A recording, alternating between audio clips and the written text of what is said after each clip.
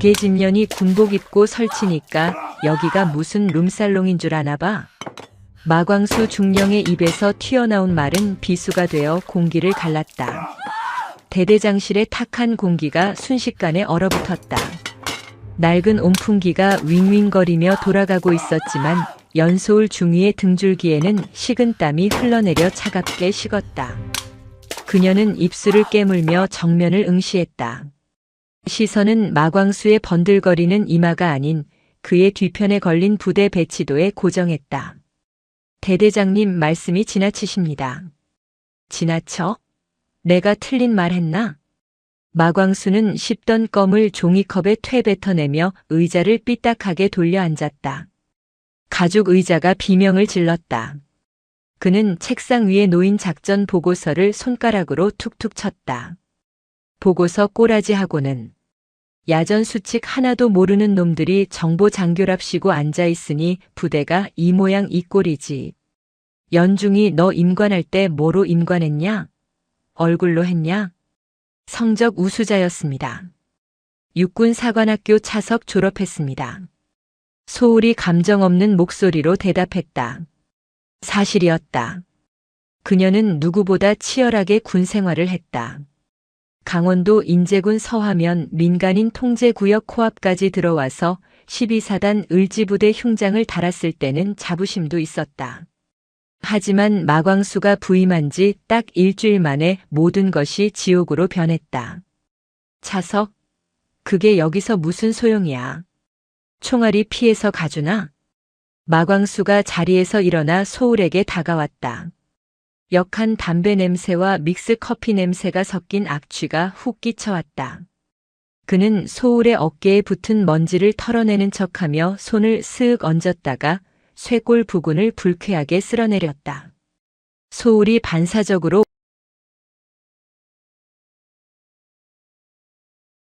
몸을 뒤로 뺐다. 피해? 지금 상관을 피하는 건가? 불쾌합니다, 대대장님. 몸에 손대지 마십시오. 이 친구 보게. 격려차 어깨 좀 두드린 걸 가지고 성추행이라도 당한 것처럼 구네. 마광수는 기가 차다는 듯 헛웃음을 흘리며 자신의 손바닥을 내려다보았다. 그의 눈빛은 뱀처럼 끈적거렸다. 그는 소울을 지휘 통솔해야 할 장교로 보지 않았다. 그저 전방부대의 삭막함을 달래줄 유흥거리 정도로 취급하고 있었다. 오늘 저녁에 사단 참모장님 오시는 거 알지? 인제 읍내에 있는 산채식당 예약해뒀으니까 늦지 않게 와. 저는 당직 근무가 예정되어 있습니다. 받고 강 상사한테 대타 서라고 해. 참모장님이 여군 장교가 술 따르는 거, 아니 분위기 맞추는 걸 좋아하시니까 센스 있게 좀 하자고. 응? 명백한 업무 외 지시였다. 게다가 술자리 참석 강요는 명백한 규정 위반이었다. 소울이 입을 열어 거절하려던 찰나 마광수의 목소리가 낮게 깔렸다. 연중이 이번 고과 잘 받아야 대위 달지 않겠어? 내가 인사평정 쥐고 있는 거 잊지 마. 오늘 안 나오면 내 군생활 꼬이는 건 내 탓이 아니다. 마광수는 대답도 듣지 않고 손을 휘저었다. 나가보라는 뜻이었다. 충성. 소울은 억지로 경례를 붙이고 대대장실을 빠져나왔다. 문이 닫히자마자 참았던 숨이 터져나왔다. 복도는 냉동 창고처럼 추웠다. 인제의 겨울 바람은 살을 애는 듯 했지만 방금 겪은 모멸감보다는 덜했다.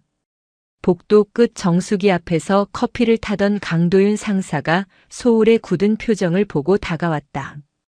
20년 군 생활의 경험은 눈치 하나만큼은 기가 막혔다. 정보과장님, 또 그 양반입니까? 얼굴이 반쪽이 되셨습니다. 상사님, 저 오늘 당직 좀 바꿔주실 수 있습니까? 강 상사는 올 것이 왔다는 표정으로 혀를 찼다. 오늘 회식 나오라 합니까? 아이고, 그 인간 진짜 미친 거 아닙니까? 참모장 온다고 기생 노릇 시키려는 것도 아니고. 소울은 대답 대신 입술을 꽉 깨물었다. 피가 맺힐 정도로 세게 깨물었지만 아픔은 느껴지지 않았다. 강 상사는 주위를 두리번거리더니 목소리를 낮췄다. 과장님 가지 마십시오. 소문이 안 좋습니다. 마 중령 그 사람 전 부대에서도 여군 하사관한테 몹쓸 짓 하려다가 덮고 여기로 온 겁니다. 오늘 가면 진짜 무슨 사단 날지 모릅니다. 알고 있습니다. 하지만 소울은 주머니 속에서 주먹을 쥐었다. 손톱이 손바닥을 파고들었다. 제가 안 가면 제 밑에 있는 김 하사가 불려갑니다. 갓 임관한 애를 그 늑대 소굴에 보낼 수는 없지 않습니까? 강 상사는 할 말을 잃은 듯 한숨을 내쉬었다. 소울은 창밖을 바라보았다. 멀리 설악산 줄기가 병풍처럼 둘러싼 인제의 풍경은 감옥과도 같았다. 눈발이 희끗희끗 날리기 시작했다. 하늘이 잿빛으로 물들고 있었다. 마치 오늘 밤 벌어질 일을 예고하듯 음산한 기운이 부대를 감쌌다. 준비하겠습니다. 당직 근무표 수정해 주세요. 소울은 행정반으로 걸음을 옮겼다. 군화 발자국 소리가 복도에 텅텅 울렸다. 그녀의 머릿속에는 단 하나의 생각뿐이었다. 참는 것은 오늘이 마지막이다. 만약 오늘 선을 넘는다면 그때는 나도 가만히 있지 않겠다. 그녀는 아직 몰랐다. 오늘 밤 그 산채 식당에서 자신의 군 생활뿐만 아니라 인생 전체를 뒤흔들 사건이 벌어지게 될 것임을. 그리고 그 사건이 잠자고 있던 그녀의 본성을 깨우게 될 것임을. 시간은 속절없이 흘러 오후 6시가 되었다. 소울은 전투복 대신 정복으로 갈아입으라는 마광수의 지시를 무시하고 단정한 전투복 차림으로 부대 위병소를 나섰다. 레토나 차량의 시동이 걸리고 차가 덜컹거리는 비포장도로를 달리기 시작했다. 인제 가면 언제 오나 원통해서 못 살겠네.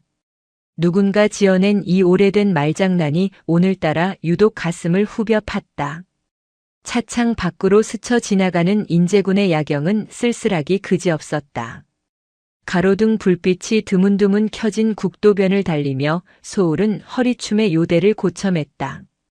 도착했습니다. 운전병의 목소리에 소울은 고개를 들었다. 간판 불이 번쩍거리는 식당 앞에는 이미 고급 세단 몇 대가 주차되어 있었다. 식당 안에서 왁자지껄한 웃음소리와 함께 술잔 부딪히는 소리가 들려왔다. 소울은 심호흡을 한번 크게 내쉬었다. 차라리 전장에 나가는 것이 마음 편할 것 같았다. 그녀는 결연한 표정으로 식당 문고리를 잡았다. 차가운 금속의 감촉이 손바닥에 전해졌다. 드르륵. 문이 열리자 후끈한 열기와 함께 역한 술 냄새가 확 풍겨왔다. 방 안쪽 상석에 앉아있던 마광수 중령과 눈이 마주쳤다. 그의 얼굴은 이미 벌겋게 달아올라 있었다. 그는 소울을 보자마자 입꼬리를 비릿하게 올리며 옆자리 빈 방석을 팡팡 두드렸다. 오, 우리 에이스 왔네. 여기 참모장님 옆자리 비워놨다. 늦게 온 벌로 오늘 술 좀 받아야겠어. 소울의 눈매가 매섭게 굳어졌다. 지옥의 문이 열렸다. 방 안은 숨이 막힐 듯 탁했다. 좁은 공간에 꽉 들어찬 고기 굽는 연기와 값싼 스킨 냄새, 그리고 역한 알코올 향이 뒤섞여 연소울의 폐부를 찔렀다. 바닥에는 이미 빈 소주병들이 뒹굴고 있었고 불판 위에서는 양념된 황태구이가 까맣게 타들어가고 있었다. 아, 뭘 그렇게 뻣뻣하게 서 있어? 사람 민망하게. 얼른 와서 여기 앉아. 마광수 중령이 자신의 옆자리, 정확히는 사단 참모장인 최 대령의 오른쪽 자리를 손바닥으로 팡팡 내리쳤다.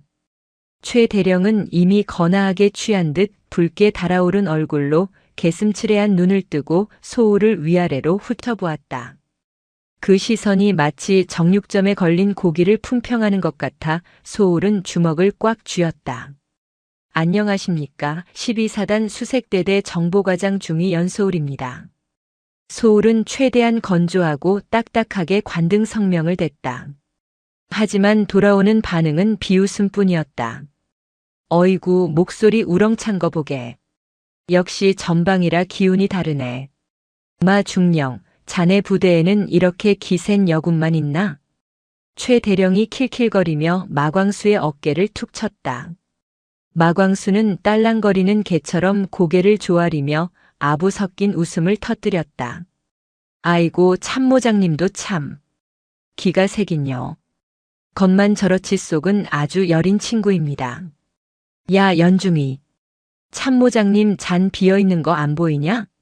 센스 없이 멀뚱히 서 있지 말고 얼른 따라들여. 마광수가 턱짓으로 소주병을 가리켰다. 소울은 움직이지 않았다. 군인의 본분은 나라를 지키는 것이지 상관의 술 시중을 드는 것이 아니었다. 그녀는 입술을 굳게 다물고 제자리에 못 박힌 듯 서 있었다. 죄송하지만 저는 술 시중을 들러온 것이 아닙니다. 업무와 관련된 지시라면 따르겠지만 사적인 술자리에 동석하여 술을 따르는 행위는 군 인권 규정에 어긋납니다.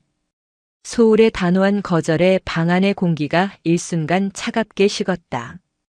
타닥타닥 타들어가는 황태구의 소리만이 정막을 채웠다. 마광수의 얼굴이 울그락불그락 변해갔다.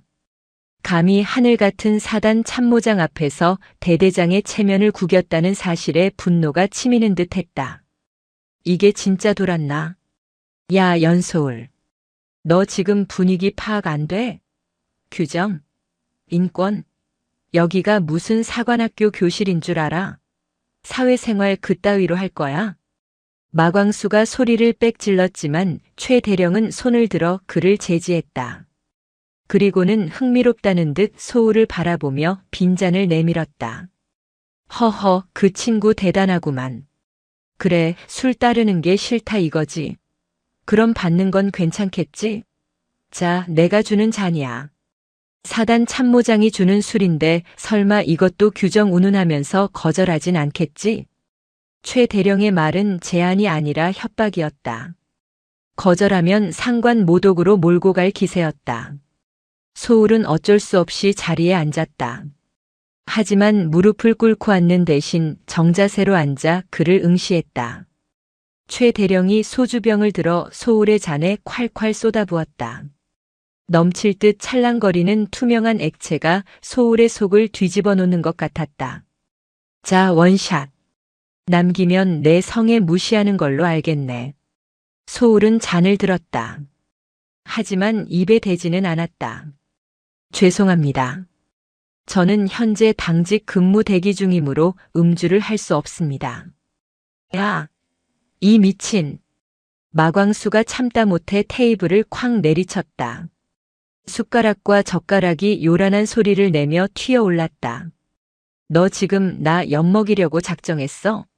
강 상사한테 대타시키라고 내가 말했잖아. 근무가 대수야? 참모장님이 주시는데 감히 토를 달아?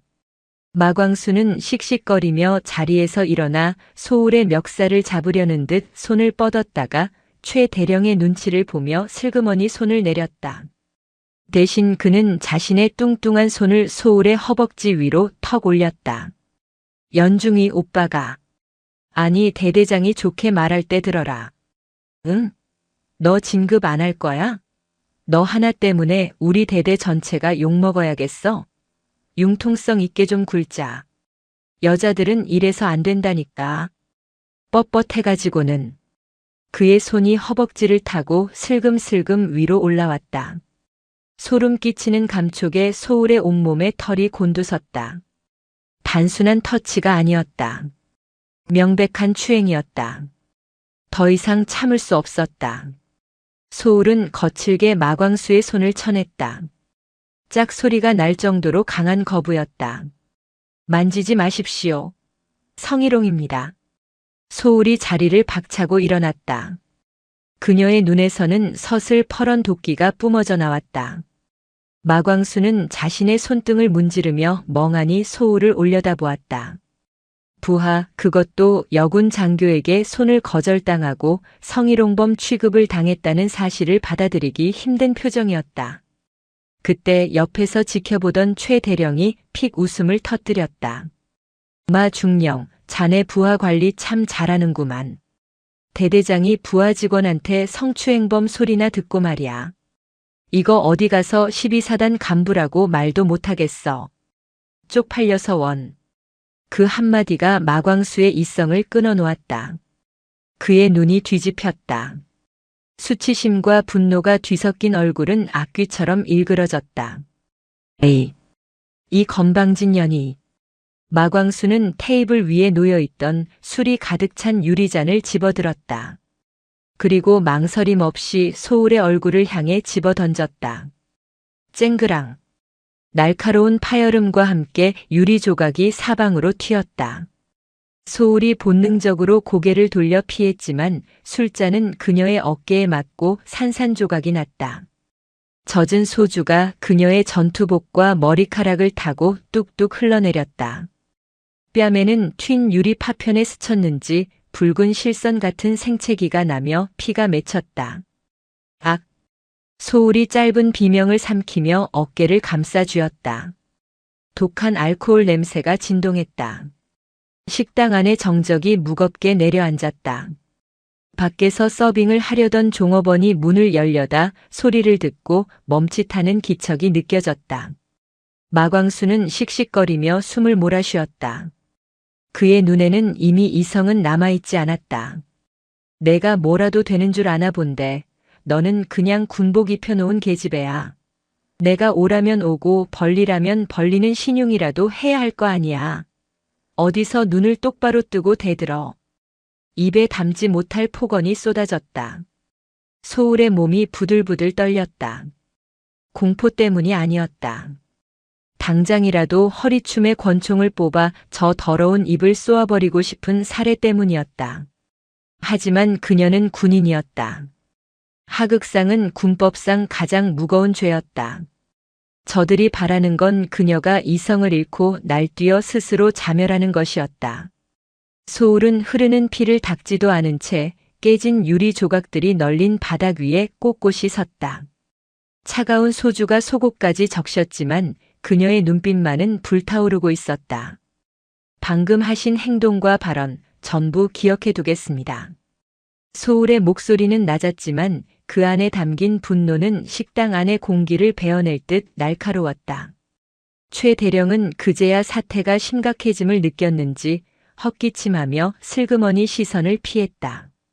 마광수는 여전히 분이 풀리지 않은 듯 씩씩거리며 넥타이를 거칠게 풀어 헤쳤다. 기억해? 그래, 기억해라. 아주 뼈저리게 기억하게 해줄 테니까. 너 오늘부로 내 눈에 띄면 죽을 줄 알아. 정보장교? 웃기지 마. 내일부터 넌 그냥 투명 인간이야. 아니, 짐승 취급해주지. 마광수가 바닥에 침을 퇴뱉었다. 소울은 그 침이 마치 자신의 얼굴에 뱉어진 것 같은 모멸감을 느꼈다. 그녀는 천천히 주먹을 쥐었다 폈다 하며 마지막 이성을 붙잡았다. 지금은 아니다. 지금은 참아야 한다. 그녀는 경례조차 하지 않고 뒤를 돌았다. 등 뒤에서 마광수의 고함이 들려왔지만 그녀는 들리지 않는 척 방문을 열고 나갔다. 복도의 차가운 공기가 달아오른 얼굴을 때렸다. 식당을 빠져나오는 소울의 모습은 처참했다. 젖은 전투복, 헝클어진 머리, 뺨에 흐르는 피. 운전병이 놀란 눈으로 차 문을 열었지만 소울은 아무 말 없이 뒷좌석에 털썩 주저앉았다. 차창에 비친 자신의 얼굴을 바라보았다. 분노로 충혈된 눈동자가 보였다. 그녀는 떨리는 손으로 피 묻은 뺨을 닦아냈다. 비릿한 피 냄새가 코끝을 찔렀다. 짐승 취급이라고 했나. 소울이 나직이 중얼거렸다. 입가에 서늘한 미소가 번졌다. 그 미소는 그동안 그녀가 보여주었던 이성적인 장교의 것이 아니었다. 그것은 상처 입은 짐승이 사냥감을 노려볼 때 짓는 잔혹하고도 처절한 미소였다. 그래, 기대해. 짐승이 물어뜯으면 얼마나 아픈지 내가 똑똑히 보여줄 테니까. 인제의 밤하늘에서 눈발이 굵어지고 있었다. 돌아가는 차 안 소울은 더 이상 울지 않았다. 그녀의 마음속에서는 이미 차가운 복수의 칼날이 벼려지고 있었다. 고구마처럼 답답했던 목구멍이 뜨거워졌다. 이제 남은 건 저 쓰레기들을 치워버릴 명분을 만드는 것뿐이었다. 그리고 그 명분은 생각보다 빨리 찾아올 예정이었다. 다음 날 아침 연소울 중위가 출근했을 때 그녀를 맞이한 것은 싸늘한 침묵뿐이었다. 뺨에 붙인 하얀 거즈 위로 따가운 시선들이 꽂혔다. 위병소를 통과할 때부터 경례 소리는 들리지 않았다. 병사들은 그녀를 보고도 못 본 척 고개를 돌렸고 하사관들은 끼리끼리 모여 수군거리다가 그녀가 다가가면 입을 다물었다. 마치 투명 인간이 된 것 같은 기분이었다. 본청 건물로 들어서자마자 이질적인 풍경이 눈에 들어왔다.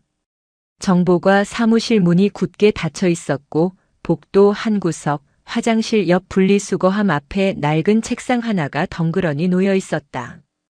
그 위에는 소울의 명패가 비스듬히 놓여 있었다. 이게 무슨 짓입니까? 소울이 지나가던 행정병을 붙잡고 물었다. 병사는 겁에 질린 표정으로 쭈뼛거리며 대답을 피했다. 그때 정보가 문이 열리고 마광수 중령의 신복인 작전장교가 나왔다. 그는 복도에 놓인 책상과 소울을 번갈아 보며 비릿한 웃음을 흘렸다. 아, 연중이 왔나. 대대장님 지시야. 정보가 사무실 내부 공사도 좀 하고 보안 점검도 다시 해야 해서 자리가 좀 부족하네. 당분간 거기서 업무 보라고 하시더군. 화장실 가깝고 좋잖아. 장교를 화장실 앞에서 근무하게 하는 규정이 어디 있습니까? 이건 명백한 보복 조치입니다. 보복이라니 말이 심하네. 다 부대 사정이 있어서 그런 건데. 그리고 대대장님이 특별 지시하신 게 있어. 지난 10년간 우리 부대 작전 일지랑 정보 보고서 전산 파일이 바이러스 먹어서 다 날아갈 위기라네. 그래서 연중이가 그거 싹 다 수기로 필사해서 백업해 두라셔. 작전장교가 발로 툭툭 찬 박스 안에는 곰팡이 냄새가 나는 낡은 서류철들이 산더미처럼 쌓여 있었다. 컴퓨터를 쓰지 말고 손으로 베껴 쓰라는 유치하고도 졸렬한 괴롭힘이었다. 소울은 주먹을 꽉 쥐었다. 항의를 하러 대대장실로 가려 발걸음을 옮겼지만 작전장교가 앞을 막아섰다. 어허, 대대장님 지금 외부 손님 접견 중이셔. 들어가지 마. 그리고 어제 술자리에서 실수하고도 뻔뻔하게 고개 들고 다니는 거 참 보기 안 좋다 연중이. 우리 부대 물 흐리지 말고 시키는 대로 해. 괜히 긁어 부스럼 만들지 말고. 소울은 이를 악물고 제자리로 돌아와야 했다. 복도는 끔찍하게 추웠다. 중앙 난방이 닿지 않는 복도 끝, 화장실 문이 열릴 때마다 지독한 암모니아 냄새가 풍겨왔다. 소울은 외투도 벗지 못한 채 언손을 호호 불어가며 볼펜을 쥐었다. 지나가던 타부서 간부들이 힐끔거리고 병사들이 킥킥거리는 소리가 들렸지만 그녀는 고개를 쳐박고 서류만 노려보았다. 글씨를 쓰는 손가락 마디마디가 얼어 터질 것 같았다. 점심시간이 되었다. 아무도 그녀에게 밥을 먹으러 가자고 하지 않았다. 식당에 내려가 식판을 들고 줄을 서자 배식을 하던 취사병이 난처한 얼굴로 국을 아주 조금만 담아주었다. 뒤에서 누군가 큰 소리로 떠들었다. 상관한테 술잔 던지고 난동 피웠다며? 와, 진짜 독하다 독해. 그러고도 밥이 넘어가나 봐? 미친년이지. 꽃뱀이라는 소문도 있어. 전 부대에서도 유부남 간부 꼬시려다가 실패해서 쫓겨난 거래. 전혀 사실이 아닌 악의적인 소문들이었다. 마광수가 퍼뜨린 것이 분명했다. 소울은 묵묵히 국에 밥을 말아 입안으로 꾸역꾸역 밀어 넣었다. 모래알을 씹는 것 같았지만 남기지 않았다. 쓰러지면 지는 것이다. 먹어야 싸울 수 있다. 그녀가 밥을 먹는 동안 식당 안의 모든 눈이 그녀를 경멸하듯 쳐다보고 있었지만 소울은 눈 하나 깜짝하지 않았다. 하지만 식판을 반납하러 가는 길 누군가 고의로 발을 걸었다. 어이쿠. 소울은 중심을 잃고 넘어졌다. 식판에 남아있던 잔반 국물이 전투복 바지에 쏟아졌다. 식당 안이 웃음바다가 되었다. 발을 건 것은 마광수에게 아부하기로 유명한 인사과 상사였다. 아이고 연중이님. 눈 좀 똑바로 뜨고 다니시지. 바닥이 미끄러운가 봅니다. 사과 한마디 없이 빈정거리는 그를 보며 소울은 바지은 국물을 손으로 털어냈다. 수치심에 얼굴이 달아올랐지만 여기서 화를 내면 그들이 원하는 그림이 완성될 뿐이었다. 그녀는 아무 말 없이 식당을 빠져나갔다. 뒤통수에 꽂히는 비웃음이 비수보다 아팠다. 오후 내내 복도 책상에 앉아 서류를 베껴 썼다. 해가 지고 기온이 영하 15도까지 떨어졌다. 복도는 시베리아 벌판처럼 추웠다. 손가락 감각이 없어져 글씨가 삐뚤어지기 시작했다. 그때 마광수 중령이 뒷짐을 지고 복도로 어슬렁어슬렁 걸어 나왔다. 그는 소울의 책상 앞에 멈춰 서서 그녀가 하루 종일 쓴 서류 뭉치를 집어들었다. 쯧쯧. 글씨 꼬라지 봐라. 육사 나왔다는 게 기본도 안 되어 있네. 정신 상태가 해이하니까 글씨가 이 모양이지. 마광수는 그 자리에서 소울이 피땀 흘려 작성한 서류 100여 장을 북북 찢어버렸다. 종이 조각이 눈처럼 바닥에 흩날렸다. 다시 해. 내일 아침 점호 전까지 완료해서 내 책상 위에 올려놔. 토시 하나라도 틀리면 다시 시킬 줄 알아. 대대장님, 이건 부당한 처사입니다. 감정적으로. 감정? 내가 너 같은 거한테 무슨 감정을 느껴? 이건 훈련이야. 정신 수양 훈련. 억울하면 군복 벗고 나가든가. 아, 참. 너 이번에 장기 복무 심사 있지? 내가 의견서에 뭐라고 쓸지 아주 기대되지 않나? 마광수는 킬킬거리며 소울의 머리를 툭 치고는 사라졌다. 소울은 바닥에 흩어진 종이 조각을 멍하니 바라보았다. 눈물이 나오지 않았다. 대신 가슴속 깊은 곳에서 검붉은 용암이 끓어오르는 것 같았다. 그녀는 바닥에 무릎을 꿇고 종이 조각을 줍기 시작했다. 살려달라고 빌지도 죄송하다고 하지도 않을 것이다. 끝까지 버텨서 내 놈이 파멸하는 꼴을 보고야 말겠다. 괴롭힘은 날이 갈수록 교묘하고 악랄해졌다. 마광수는 소울에게 군사기밀 유출 혐의를 뒤집어 씌우기 위한 설계를 시작했다. 어느 날 오후 대대장실에서 호출이 왔다. 소울이 들어가자 마광수와 작전장교 그리고 헌병대 수사관들이 앉아 있었다. 분위기가 심상치 않았다. 연소울 중위. 자네 지난주 당직 때 보안 USB 반출했나? 헌병대 수사관이 다짜고짜 물었다. 아닙니다. 보안 USB는 항상 이중 금고에 보관하고 반출 시에는 대장의 기록을 남깁니다. 기록 대장에는 자네 서명이 있던데? 그리고 그 시간대 폐쇄회로 화면이 삭제되어 있어. 이게 뭘 의미하는지 알겠나? 수사관이 들이민 기록 대장에는 소울의 필체를 흉내낸 서명이 버젓이 적혀 있었다. 명백한 조작이었다. 소울은 기가 막혀 말이 나오지 않았다. 이건 제 필체가 아닙니다. 조작된 겁니다. 감식해보면 당장 알 수 있습니다. 조작? 감히 헌병대 수사관 앞에서 거짓말을 해? 야, 증인 데려와. 마광수의 지시에 문이 열리고 누군가 들어왔다. 소울의 눈이 커졌다.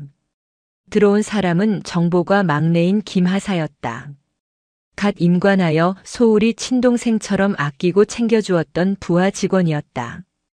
김하사는 고개를 푹 숙인 채 소울과 눈을 마주치지 못하고 덜덜 떨고 있었다.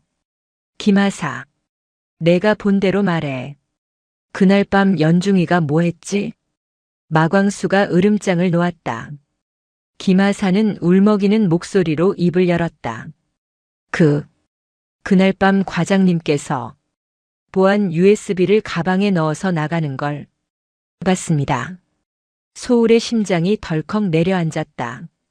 믿었던 도끼에 발등이 찍힌다는 게 이런 기분일까? 배신감보다 김하사가 저런 거짓말을 해야만 했을 상황에 대한 안타까움과 분노가 먼저 치밀었다. 마광수가 저 어린 하사관을 어떻게 협박했을지 안 봐도 뻔했다. 김하사 사실대로 말해. 너한테 그런 짓 시킨 사람 누구야? 괜찮아 말해도 돼. 소울이 김하사에게 다가가려 하자 작전 장교가 그녀의 팔을 거칠게 낚아챘다. 어딜? 증인 회유하려고. 역시 독하네 독해. 빠져나갈 구멍 찾으려고 애쓰는 거 봐라. 똑바로 말해. 김하사, 내 군 생활을 걸고 거짓말하는 거야? 소울이 소리쳤지만 김하사는 죄송합니다만 반복하며 눈물을 흘렸다. 마광수는 회심의 미소를 지으며 의자에 등을 기댔다. 들었지? 목격자도 있고 증거도 있어. 연중이, 너 보안 위반이 얼마나 큰 죄인지 알지? 군사법원에 넘겨지면 넌 끝이야. 옷 벗는 걸로 안 끝나. 감옥 가야지. 마광수는 자리에서 일어나 소울의 귓가에 입을 대고 속삭였다. 지금이라도 내 앞에 무릎 꿇고 싹싹 빌면 단순 실수로 처리해서 징계만 먹고 끝내줄 수도 있어. 오늘 밤 내 관사로 와라. 와서 술 한 잔 따르면서 진심으로 사죄하면 내가 또 마음이 약해서 봐줄지도 모르지. 소울은 치밀어 오르는 구토감을 참으며 마광수를 노려보았다. 이 인간은 악마였다. 자신의 권력을 이용해 부하를 장난감처럼 가지고 놀고 한 사람의 인생을 벼랑 끝으로 몰아넣는 것을 즐기고 있었다. 저는 결백합니다. 정식으로 수사 요청하겠습니다. 그리고 대대장님의 성희롱과 직권 남용, 무고, 교사에 대해서도 상급 부대에 정식으로 제소하겠습니다. 제소? 해봐. 누가 내 말을 믿어줄 것 같아? 넌 이미 부대 내에서 미친년 관심장교야. 내가 떠들수록 너만 더 비참해질걸? 마광수의 말대로였다. 헌병대 수사관들조차 이미 마광수와 한통속인 듯 소울의 항변을 귓등으로도 듣지 않았다. 소울은 억울함에 피가 거꾸로 솟는 것 같았지만 이곳에는 내 편이 단 한 명도 없었다. 심지어 아끼던 부하마저 등을 돌리게 만든 저들의 권력이 끔찍했다. 그날 밤 소울은 관사에 가지 않았다. 대신 정보가 사무실로 몰래 숨어 들어가 자신의 결백을 증명할 증거를 찾으려 했다. 하지만 이미 컴퓨터 하드디스크는 포맷되어 있었고 자신의 책상은 깨끗하게 비워져 있었다. 철저한 증거 인멸이었다. 어둠 속에서 소울은 책상을 부여잡고 숨을 몰아쉬었다. 고립무원. 사방이 벽으로 둘러싸인 독방에 갇힌 기분이었다. 일주일 뒤 징계위원회가 열렸다. 회의실 공기는 무겁고 탁했다. 위원장석에는 지난번 회식 자리에서 소울에게 술을 강요했던 최 대령이 앉아 있었다. 이미 결론은 정해진 재판이나 다름없었다. 피혐의자 연소울 중위, 상관 모욕 지시 불이행, 보안 규정 위반, 품위 유지 의무 위반. 혐의가 아주 화려하구만. 최 대령이 서류를 팔락거리며 비꼬았다. 위원들은 모두 마광수와 줄이 닿아 있는 사람들이거나 최 대령의 눈치를 보는 사람들이었다. 변론 기회를 주십시오. 보안 위반은 조작된 것이며 김하사의 증언은 강요에 의한 것입니다. 또한 상관 모욕건은 마광수 중령의 성희롱과 부당한 술 접대 강요가 원인이었습니다. 소울은 최대한 차분하게 논리적으로 사실관계를 설명하려 애썼다. 준비해온 진술서와 사건 당일의 정황 증거들을 제시했다. 하지만 위원들은 하품을 하거나 딴청을 피웠다. 성희롱. 증거 있나? 마 중령 말로는 격려 차원에서 어깨 좀 두드린 걸 가지고 자네가 과민 반응해서 난동을 피웠다던데? 그리고 술접대? 참모장이 주는 술을 거절하는 게 군인으로서 올바른 자세인가? 한 위원이 쏘아붙였다. 그 자리에 있던 식당 종업원의 증언을 확보해 주십시오. 그리고 식당 입구의 폐쇄회로 화면을. 됐고. 자네는 반성의 기미가 전혀 없구만. 상관을 음해하고 자신의 잘못을 남 탓으로 돌리고. 전형적인 부적응자의 모습이야. 최 대령이 말을 끊었다. 그는 판결문을 집어들었다. 본 징계위원회는 연소울 중위의 행위가 군 기강을 심각하게 문란케 했다고 판단한다. 특히 보안 위반 혐의는 중대하나 초범이고 그간의 공적을 감안하여 형사 고발 대신 중징계로 가름한다. 쾅, 쾅, 쾅. 의사봉 두드리는 소리가 소울의 심장에 못을 박는 것 같았다. 주문. 연소울 중위를 보직 해임하고 정직 3개월에 처한다. 또한 징계기간 종료 후 타부대로 전출 조치한다. 정직 3개월. 사실상 군생활의 사형 선고였다. 진급은 물 건너갔고 불명예스러운 꼬리표는 평생 따라다닐 것이다. 마광수가 회심의 미소를 지으며 소울을 쳐다보았다. 거봐, 내가 뭘 했어라고 말하는 듯한 입모양이었다. 소울은 자리에서 일어나지 못했다. 다리에 힘이 풀렸다. 억울함과 분노로 시야가 흐려졌다. 국가를 위해 충성했고 누구보다 성실하게 임무를 수행했다. 하지만 돌아온 건 배신과 오명, 그리고 파멸이었다. 그녀가 믿었던 군대, 정예, 계급, 규정. 그 모든 것이 썩어빠진 권력 앞에서는 휴지 조각에 불과했다. 징계위원회가 끝나고 밖으로 나왔을 때 마광수가 기다리고 있었다는 듯 다가왔다. 어때? 세상이 내 생각대로 안 돌아가지. 그러니까 진작 오빠 말 좀 듣지 그랬어. 예쁘장한 얼굴 믿고 너무 깝쳤어 내가. 이제 짐 싸서 꺼져. 내 부대에서 알짱거리지 말고. 마광수는 소울의 어깨를 툭 치고 지나갔다. 그의 뒤를 따르던 간부들이 소울을 벌레 보듯 쳐다보며 지나갔다. 강도윤 상사만이 멀리서 안타까운 표정으로 그녀를 바라보고 있었지만 그 역시 다가오지 못했다. 소울은 비틀거리며 연병장으로 걸어갔다.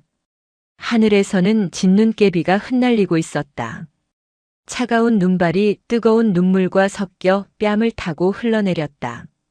그녀는 연병장 한가운데 멈춰 서서 12사단 마크가 새겨진 부대 깃발을 올려다보았다. 펄럭이는 깃발이 마치 그녀를 비웃는 것 같았다. 그래. 법도 규정도 진실도 통하지 않는다면. 소울의 눈빛이 달라졌다. 절망의 끝에서 그녀가 본 것은 희망이 아니었다. 그것은 칠흑 같은 어둠, 그리고 그 어둠 속에서만 번뜩이는 살이었다. 더 이상 잃을 것이 없어진 사람은 무서울 것이 없다. 그녀는 주머니 속에서 작게 구겨진 명함 한 장을 만지작거렸다. 오래전 특수전 사령부 시절 그녀를 눈여겨보았던, 지금은 그림자 속에 숨어있는 어떤 인물이 건네주었던 명함이었다. 도움이 필요하면 연락해라. 우리가 처리하는 방식은 법보다 빠르고 주먹보다 확실하니까. 소울은 눈물을 닦아냈다. 아니, 눈물을 증발시켜버렸다.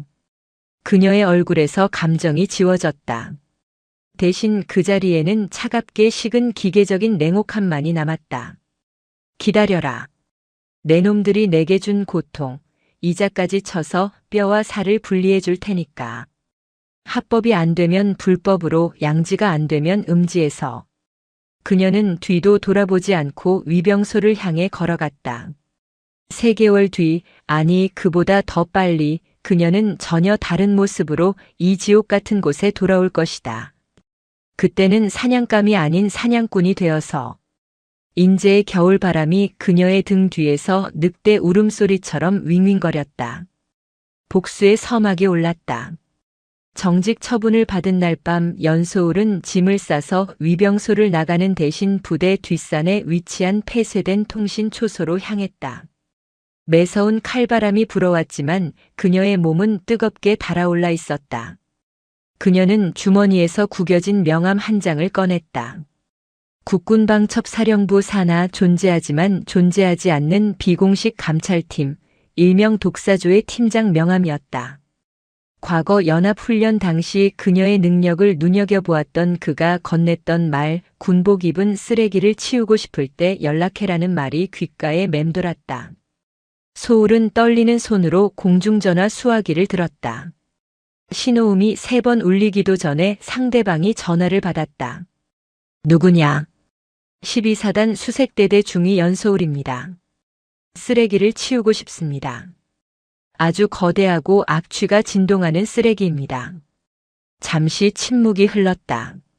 수화기 너머에서 낮은 웃음소리가 들려왔다. 오래 기다렸다. 위치는 인제입니다. 하지만 제 힘만으로는 부족합니다. 놈들은 사단 수뇌부까지 얽혀 있습니다. 법 위에 군림하려는 자들을 밟아버릴 권한, 그리고 그들을 찢어밟길 이빨이 필요합니다. 허가한다. 지금부터 자네는 정직 중인 중위가 아니라 방첩사 특별수사관의 권한을 대리한다. 내일 새벽 자네 앞으로 선물이 도착할 것이다. 전화가 끊겼다. 소울은 어둠 속에서 희미하게 빛나는 인제 읍내를 내려다보았다. 더 이상 그녀는 혼자가 아니었다. 다음 날 새벽 인제 터미널 앞 낡은 모텔 주차장에 검은색 세단 한 대가 미끄러지듯 들어왔다. 차 문이 열리고 건장한 사내 2명이 내려 소울에게 거수 경례를 붙였다.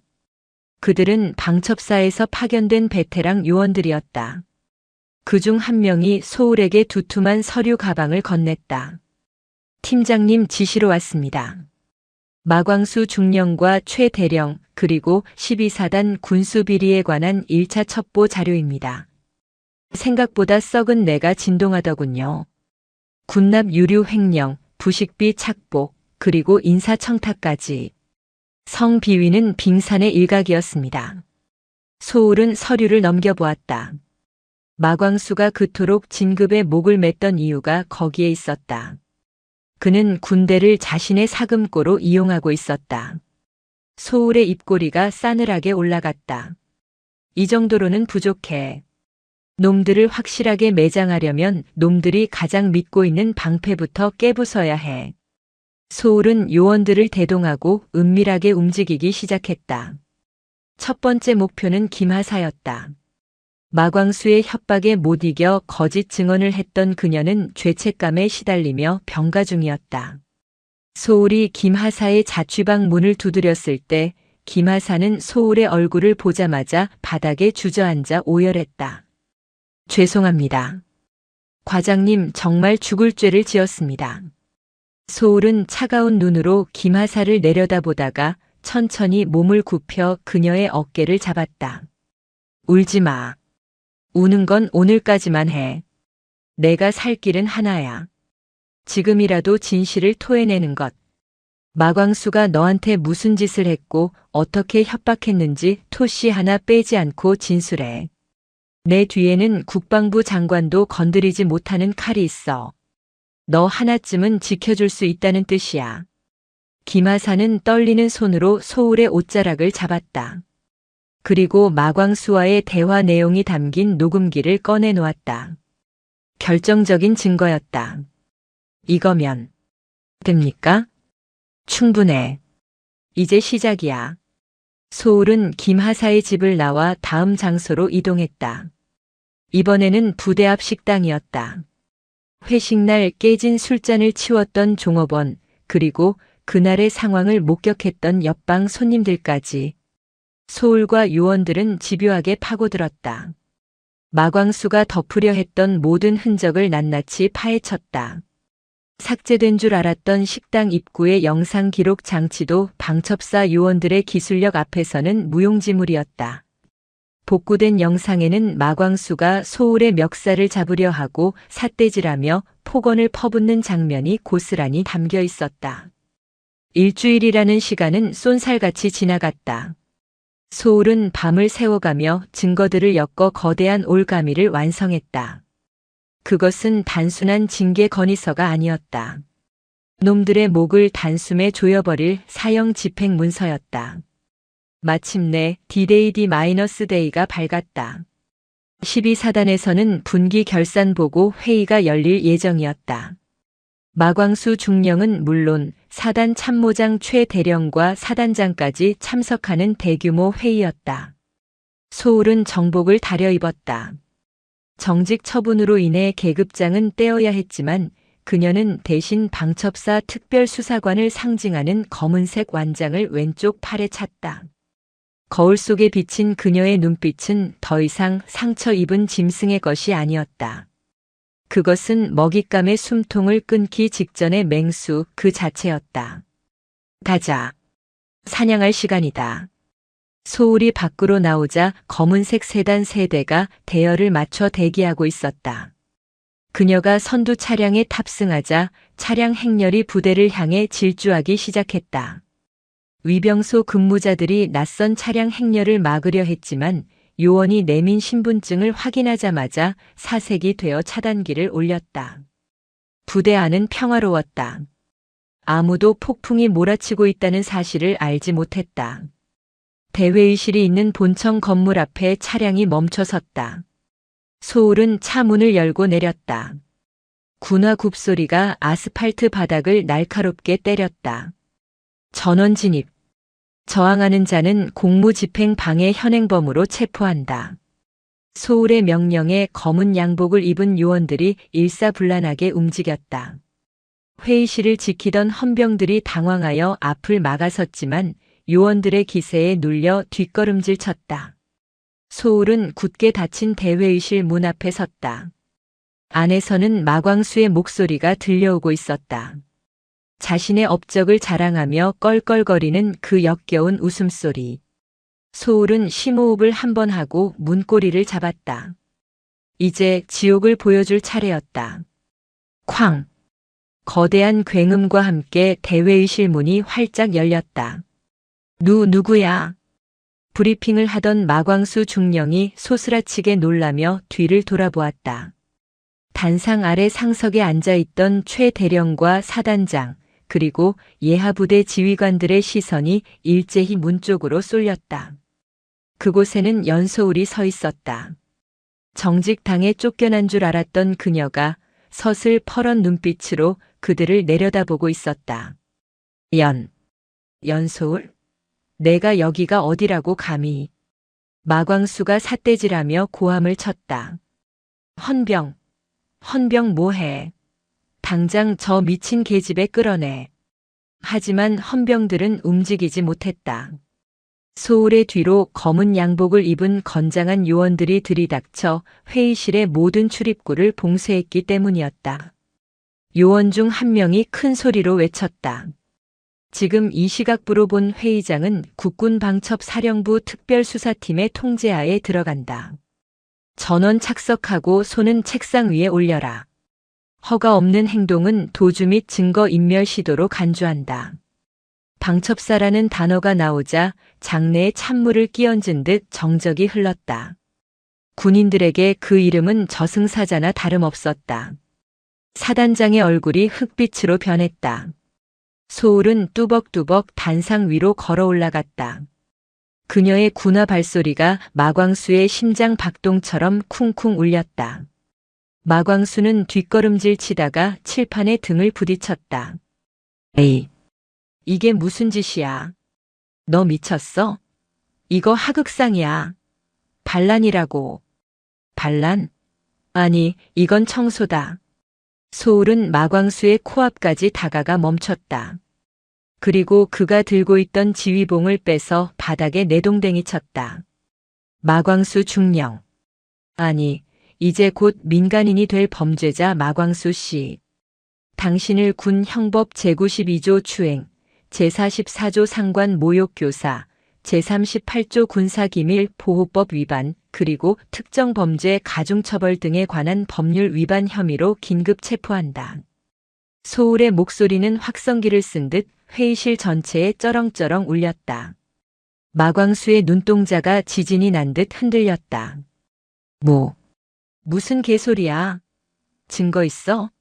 내가 누군지 알아? 나 육사 출신이야. 너 같은 흑수저 출신이랑은 근본이 다르다고. 근본? 그래, 내 놈의 그 썩어 빠진 근본, 여기 다 들어있다.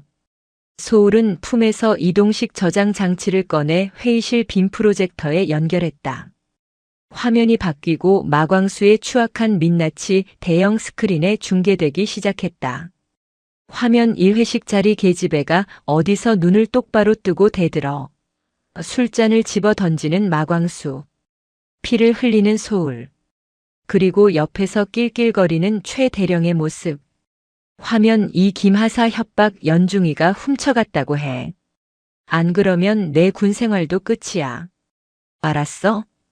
김하사의 멱살을 잡고 흔드는 마광수의 모습. 화면 3군수 물자 횡령 장부 마광수에 잡힐 서명이 들어간 이중장부. 빼돌린 기름과 부식비가 흘러들어간 차명 계좌 내역. 영상이 재생되는 동안 회의실 안은 비명조차 나오지 않는 충격에 휩싸였다. 특히 최 대령은 자신의 얼굴이 화면에 나오자마자 의자에서 미끄러지듯 주저앉았다. 사단장은 분노로 얼굴이 시뻘개져서 주먹을 부들부들 떨고 있었다. 에이, 이거 조작이야. 요즘 딥페이크인가 뭔가 그거라고. 전현이나 음해하려고 만든 가짜야. 마광수가 발악하며 스크린을 가리려 했다. 소울은 그런 마광수의 손목을 낚아챘다. 뼈가 으스러질 듯한 악력에 마광수가 비명을 질렀다. 아, 이거 안 나? 이 손인가? 내 허벅지를 만지고 부하들에게 삿대질하고 나랏돈을 빼돌린 더러운 손이? 소울은 마광수의 팔을 뒤로 비틀어 꺾었다. 우두둑 소리와 함께 마광수의 어깨가 기괴하게 뒤틀렸다. 끄악! 마광수가 바닥에 무릎을 꿇었다. 소울은 그를 발로 걷어차는 대신 그의 귓가에 차갑게 속삭였다. 기억나나? 짐승 취급해주겠다고 했지? 지금 내 꼴을 봐. 누가 짐승인지.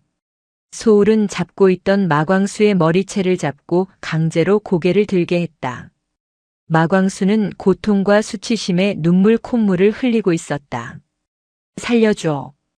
연중이, 아니 연수사관님. 내가 실수했어. 한 번만 봐줘. 내 처자식이 있어. 실수? 처자식? 김하사는 부모님이 없어서 내 협박을 견뎠을 것 같나? 내 부모님은 딸이 이런 취급받는 걸 알면 피눈물을 흘리지 않으셨을까? 소울은 마광수를 바닥에 패대기 쳤다. 그리고 옆에 있던 요원에게 손짓했다. 끌고 가. 헌병대가 아니라 방첩사 신문실로 직행한다. 가는 동안 입 뻥끗하면 턱뼈를 으깨버려도 좋다. 요원들이 개를 끌고 가듯 마광수의 양팔을 잡고 질질 끌고 나갔다. 마광수의 처절한 비명소리가 복도 끝까지 멀어졌다. 소울은 숨을 고르고 이번에는 구석에 웅크리고 있는 최 대령에게로 시선을 돌렸다. 최 대령은 사시나무 떨듯 떨며 사단장의 바짓가랑이를 잡고 있었다. 사단장님. 저는 모르는 일입니다. 저 마광수 놈이 혼자 다 벌인 짓입니다. 저는 그저 최 대령. 소울이 그의 이름을 불렀다. 최 대령이 흠칫하며 고개를 들었다. 당신은 성범죄 방조 및 직무유기, 그리고 징계권 남용 혐의입니다. 당신이 그날 그 자리에서 웃지만 않았어도, 아니 말리기만 했어도 여기까지 오진 않았을 겁니다. 당신의 죄는 방관한 죄가 아니라 악을 즐긴 죄입니다. 내가 참모장이야. 내가 감히 나를 체포해. 계급장? 떼어드릴까요? 아니면 직접 뜯어드릴까요? 소울이 다가가자 최 대령은 비명을 지르며 뒷걸음질 치다 의자에 걸려 넘어졌다. 꼴 사납게 엉덩방아를 찧은 그의 바지춤이 축축하게 젖어들고 있었다. 공포에 질려 실금한 것이었다. 좌중에서 경멸 섞인 탄식이 터져나왔다. 체포해. 소울의 짧은 명령에 요원들이 최 대령을 일으켜 세워 수갑을 채웠다. 철컥. 차가운 금소금이 회의실의 공기를 갈랐다. 상황이 정리되자 소울은 단상 중앙에 섰다. 그리고 사단장을 향해 정중하지만 뼈가 있는 경례를 붙였다. 신고합니다. 국군방첩사령부 특별검열팀 대리 연소울 12사단 내 부패 척결 임무 1단계 완료했습니다. 이제 2단계 4단 사령부 내 비호 세력 색출을 시작할 예정입니다. 협조해 주시리라 믿습니다. 사단장은 마른 침을 삼켰다. 소울의 눈빛은 마광수와 최 대령으로 만족하지 않는다는 것을 말해주고 있었다. 그녀는 이 부대의 썩은 뿌리를 통째로 뽑아낼 생각이었다. 회의실을 나서는 소울의 등 뒤로 12사단 간부들의 거친 숨소리만이 남았다. 복도에는 구경 나온 병사들이 가득했다. 그들은 끌려가는 마광수와 최 대령을 보며 그리고 그 뒤를 따르는 연소울을 보며 경외심 어린 눈빛을 보냈다. 누군가 작게 속삭였다. 와, 사이다다. 진짜 사이다가 나타났다. 소울은 멈추지 않았다. 이것은 끝이 아니라 시작이었다. 그녀는 주머니 속에서 진동하는 휴대폰을 꺼냈다. 또 다른 제보가 들어와 있었다. 그녀는 차갑게 웃으며 메시지를 확인했다. 수고했다, 짐승 사냥꾼. 다음 사냥감은 군 교도소장이다. 그녀의 복수는 이제 겨우 1막을 넘겼을 뿐이었다. 인제의 겨울바람이 더 이상 춥게 느껴지지 않았다. 그녀의 가슴 속 불길이 그 어떤 추위보다 뜨거웠기 때문이었다. 국군 교도소의 담벼락은 높고 차가웠다.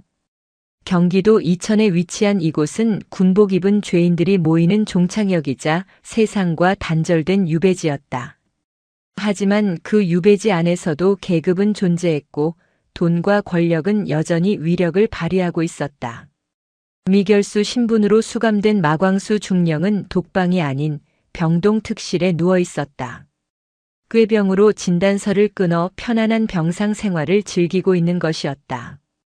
아, 교도관 양반. 텔레비전 채널 좀 돌려봐.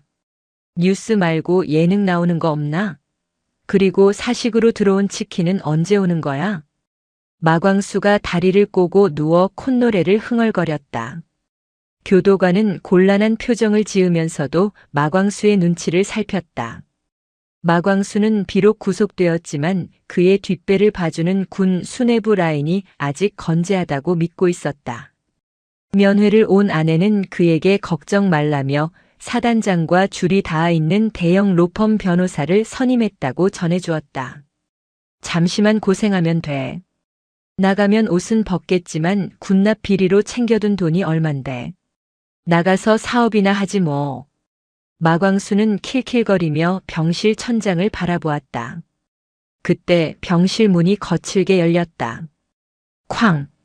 아이씨, 깜짝이야. 노크도 안 하고 들어와? 너 관등 성명이 뭐야? 마광수가 벌떡 일어나 소리쳤다. 하지만 들어온 사람은 교도관이 아니었다. 검은색 정장을 입은 연소울, 그리고 그녀의 뒤를 따르는 낯선 사내들이었다. 소울의 손에는 두툼한 서류 봉투가 들려 있었다. 편안해 보이십니다. 여기가 호텔인 줄 아시나 봅니다, 마광수 씨. 너, 내가 여길 어떻게 들어와? 여기 외부인 출입 금지야. 교도관. 마광수가 고함을 질렀지만 복도를 지키던 교도관들은 이미 소울이 데려온 요원들에 의해 제압된 상태였다. 소울은 천천히 침대 머리맡으로 다가와 마광수가 보던 텔레비전 전원 코드를 뽑아버렸다. 툭 하는 소리와 함께 화면이 꺼졌다. 당신을 구해줄 동아줄이 아직 남아있다고 생각하나? 착각하지 마. 내가 여기까지 왔다는 건 그 동아줄마저 다 태워버렸다는 뜻이니까. 소울은 서류 봉투를 마광수의 침대 위에 쏟아부었다. 그 안에서 쏟아져 나온 것은 사진들이었다. 마광수가 믿고 있던 사단장이 검찰단에 소환되는 사진, 그리고 그가 선임했다던 변호사가 사임계를 제출하고 나가는 사진이었다. 에이, 이게 뭐야? 당신이 뇌물을 상납했던 사단장은 꼬리 자르기를 시도하다가 내 팀에게 덜미가 잡혔어. 당신이 군납 비리로 챙긴 돈을 사단장 아내 명의의 미술관 그림 구매비로 세탁한 증거 우리가 다 확보했거든. 사단장은 지금 자기 살 길 찾느라 바빠서 당신 같은 건 안중에도 없어. 마광수의 손이 부들부들 떨리기 시작했다. 사진 속 사단장의 얼굴은 공포에 질려 있었다. 그리고 교도소장. 이 방을 배정해준 대가로 당신이 숨겨둔 차명 계좌에서 5천만 원을 송금했더군. 방금 교도소장실 압수수색 들어갔어. 당신은 이제 특실 환자가 아니라 뇌물공여죄가 추가된 악질 범죄자일 뿐이야. 소울이 손짓하자 요원 2명이 다가와 마광수의 팔을 잡았다. 어디로 끌고 가는 거야? 나 환자야. 허리가 아프다고. 걱정 마. 이제 진짜 감옥 맛을 보게 해줄 테니까. 일반 수용동, 그 중에서도 가장 악질들만 모여있는 방으로 이동한다. 거기 있는 친구들이 당신 같은 파렴치범을 아주 좋아한다고 하더군. 마광수는 발버둥 쳤지만 건장한 요원들의 힘을 당해낼 수 없었다. 그는 질질 끌려나가며 비명을 질렀다. 연소울, 제발 살려줘. 내가 잘못했어. 시키는 대로 다 할게. 돈 줄까? 내 계좌에 있는 돈 다 줄게. 소울은 차갑게 그를 내려다보았다. 돈은 국고로 환수될 거야. 그리고 내가 할 수 있는 건 딱 하나야. 지옥에서 썩으면서 내가 짓밟은 사람들의 고통을 뼈저리게 느끼는 것. 마광수가 끌려나간 병실에는 정적만이 남았다. 소울은 창가로 다가가 밖을 내다보았다. 교도소 운동장에 눈이 내리고 있었다. 하얀 눈이 더러운 바닥을 덮고 있었지만 그 아래 감춰진 오물까지 씻겨 내려가지는 않을 것이었다. 아직 끝나지 않았어. 재판장에서 완벽하게 끝내주지. 소울은 주머니에서 김하사가 보내준 편지를 꺼내 읽었다. 과장님 덕분에 용기를 냈습니다. 끝까지 싸워주세요. 삐뚤빼뚤한 글씨가 소울의 가슴을 뜨겁게 했다. 그녀는 편지를 다시 고이 접어넣고 병실을 나섰다. 이제 마지막 무대 군사법원이 기다리고 있었다. 군사법원 대법정의 공기는 무거웠다. 방청석은 기자들과 군 인권센터 관계자들 그리고 12사단 장병들로 가득 차 있었다. 피고인석에 앉은 마광수와 최대령 그리고 줄줄이 엮여 나온 12사단 비리 관련자들은 수의를 입고 고개를 푹 숙이고 있었다. 그들의 초췌한 몰골은 한때 부대 내에서 제왕처럼 군림하던 모습과는 딴판이었다. 검찰관석 옆 피해자 변호인석에 앉은 소울은 정복을 갖춰 입고 있었다. 정직 기간이 끝났고 그녀는 방첩사의 요청으로 원대 복귀 대신 특별수사관 자격으로 이 재판에 참여하고 있었다. 재판장이 입장하고 개정이 선언되었다. 마광수 측 국선 변호인은 예상대로 심신미약과 우발적 범행을 주장했다. 피고인 마광수는 당시 과도한 업무 스트레스로 인해 일시적인 충동 조절 장애를 겪고 있었습니다. 또한 피해자 연소울 중위가 평소 상관에게 불손한 태도를 보였던 점이 피고인을 자극하여 이해했습니다. 소울이 자리에서 일어났다. 그녀의 목소리는 차분하지만 단단했다. 변호인은 지금 가해자의 폭력을 피해자의 태도 탓으로 돌리는 전형적인 2차 가해를 하고 있습니다. 업무 스트레스가 부하 직원을 성희롱하고 술잔을 집어 던지고 횡령을 저지르는 면죄부가 될 수는 없습니다. 소울은 준비해온 증거 자료를 스크린에 띄웠다. 그것은 마광수의 업무 일지가 아닌 그가 강원도 인제읍내 유흥업소에서 법인카드를 긁은 내역들이었다. 피고인이 스트레스를 받았다던 그 시각, 그는 유흥주점에서 양주를 마시고 있었습니다. 이게 업무입니까? 그리고 여기 피고인이 전 부대에서 저지른 성추행 사건 기록이 있습니다.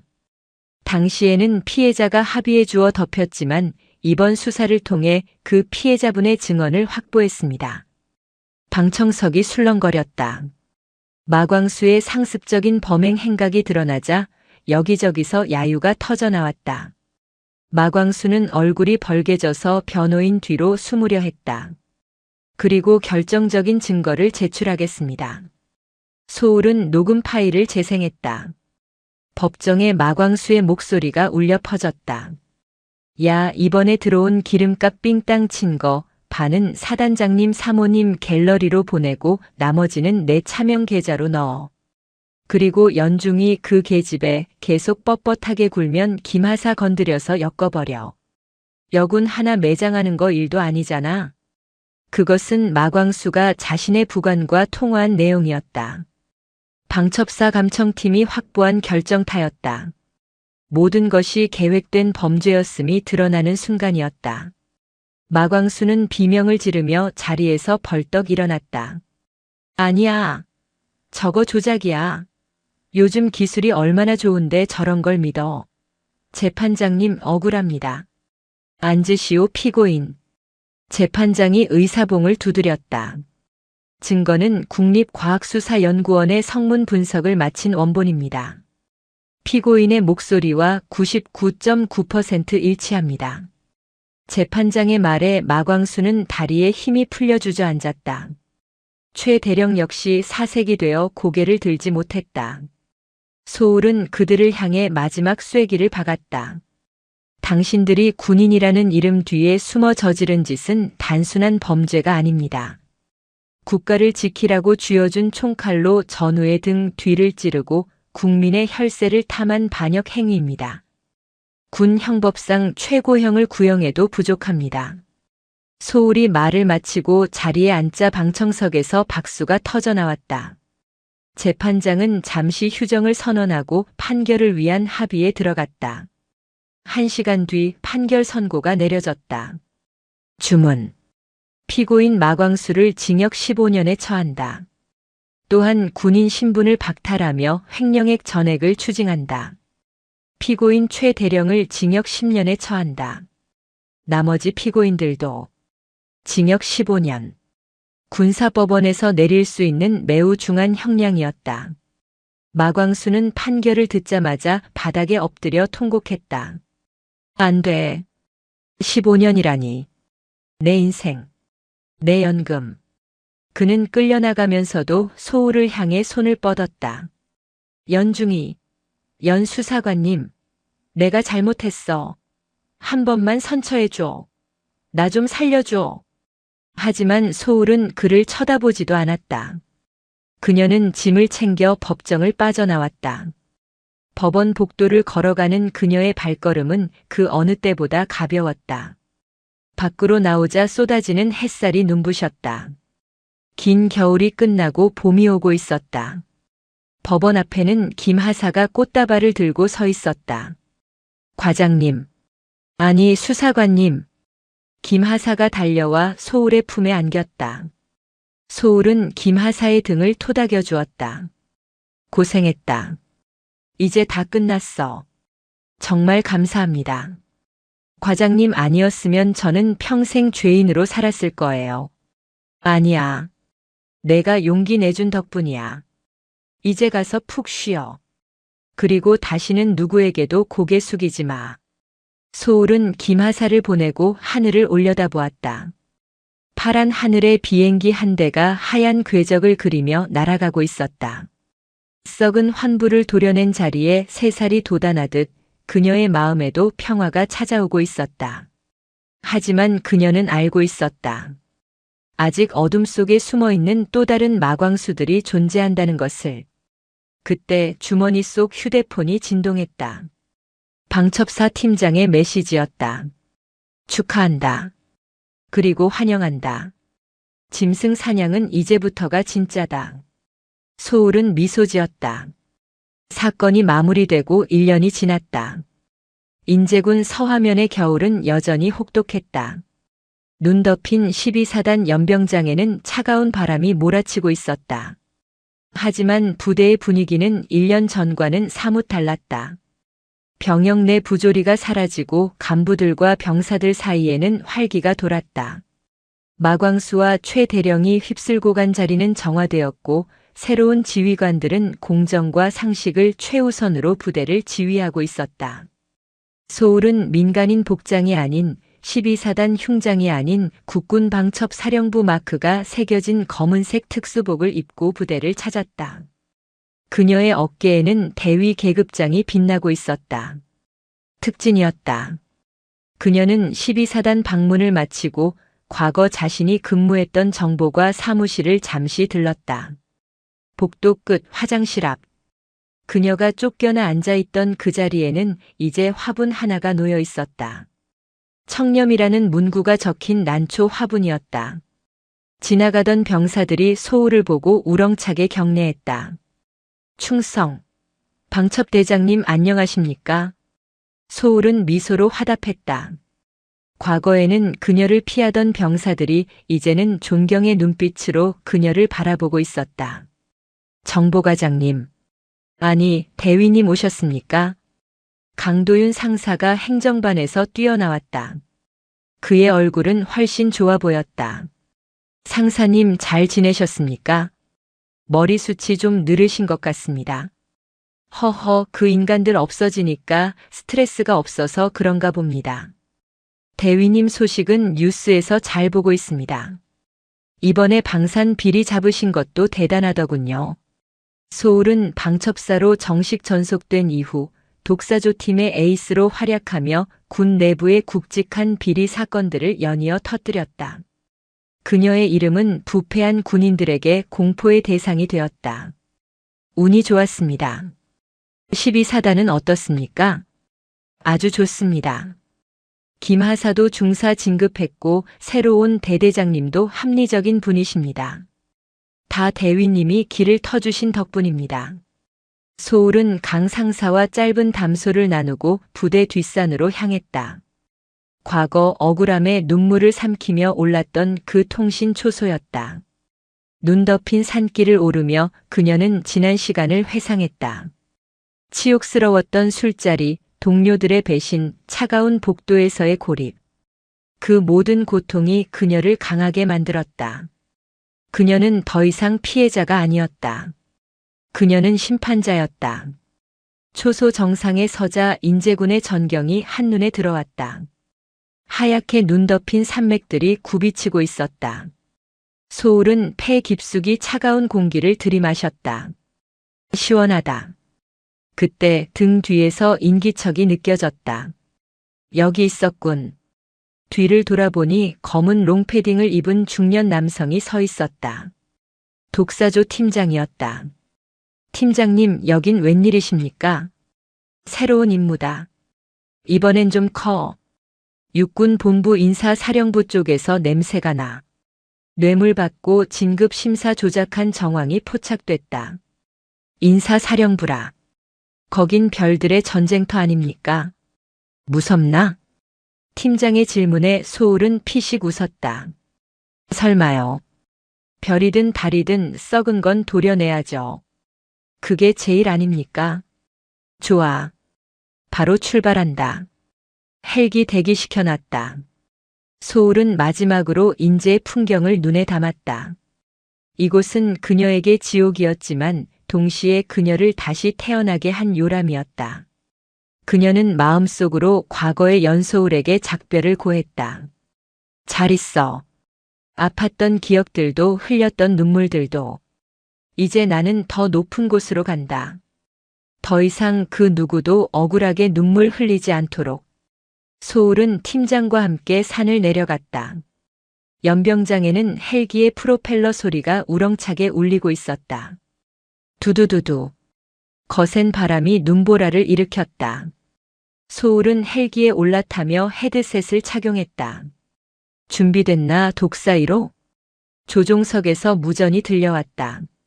소울은 단호한 목소리로 대답했다. 독사 1호 준비 완료. 목표 지점으로 이동한다. 헬기가 하늘로 솟구쳐 올랐다. 발 아래로 12사단이 장난감처럼 작아졌다. 소울은 창밖을 응시했다.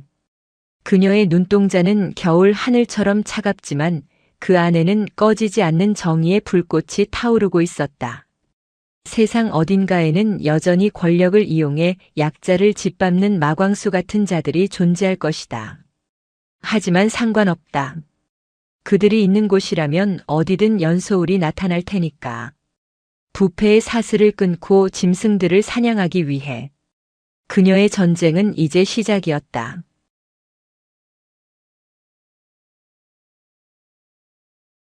마광수 징역 15년 충분하다 부족하다.